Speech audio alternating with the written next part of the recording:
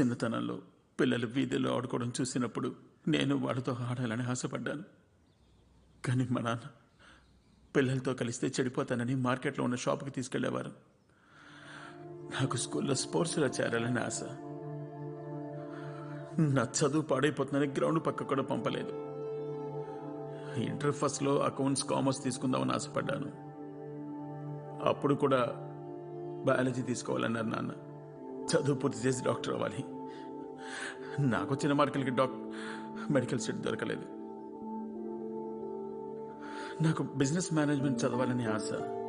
కానీ future software అని చెప్పి నన్ను ఐటీలో చేర్చారు. చదువు పూర్తయ్యాక ఏదైనా చిన్న బిజినెస్ మొదలు పెడదామన్న ఉద్దేశంతో మా నాన్నగారిని మీరు హెల్ప్ చేస్తే బాగుంటుందని మా నాన్నగారిని అడిగాను. డబ్బేం లేదురా, ఉద్యోగానికి వెళ్ళి సంపాదించుకునే మార్గం చూసుకో అన్నారు.